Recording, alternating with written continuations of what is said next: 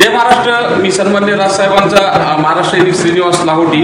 आज आपण कार्यकारी अभियंता राष्ट्रीय महामार्ग नांदेड इथं आलेलो आहे।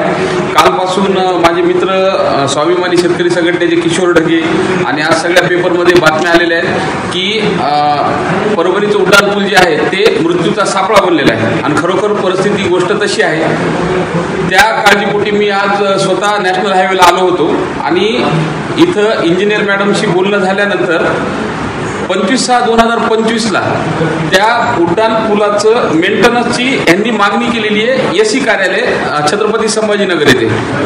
म्हणजे 6वा महिना 7वा महिना 8वा महिना म्हणजे जवळपास 3 महिने झाले कुठलेही नाहीये।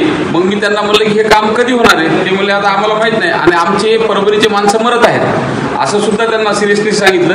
तरी हे पत्र छत्रपती संभाजीनगरचं मी घेतलेलं आहे आणि आता छत्रपती संभाजीनगरच्या कार्यालयात जाऊन मी पूर्ण म्हणजे हे पैसे ह्यांना त्या उड्डाण पुलाच्या दुरुस्तीसाठी का देत नाहीयेत हा प्रश्न त्यांना विचारेल। खरं तर उड्डाण पुलच आपला मुळात चुकीचा आहे। त्याच्यात परत ऍक्सिडेंट होऊ लागले म्हणून ते खणलं कशामुळं आणि खणल्यानंतर हे दुरुस्तीचं जे इस्टिमेट आहे हे जवळपास काहीतरी 2.5 कोटी रुपयाचे म्हणजे ज्या बाजू फोडलेल्या आहेत त्या फोडून त्या ठिकाणी कॉन्क्रिटिंग करायचं, त्याला लाइटिंग करायची आणि अजून इतर काम आहेत आणि परत डांबरीकरणचा रस्ता पूर्ण करायचा असं ह्या इस्टिमेटमध्ये सगळे प्राथमिक स्वरूपात रामेश्वरी इंजिनियर म्हणून आहेत कुणीतरी मॅडम त्यांनी मला ही माहिती दिली। लवकरच छत्रपती संभाजीनगर इथे ह्या संदर्भात प्रश्न विचारायला मी नक्की तिथे जाईल। चालेल। जय महाराष्ट्र।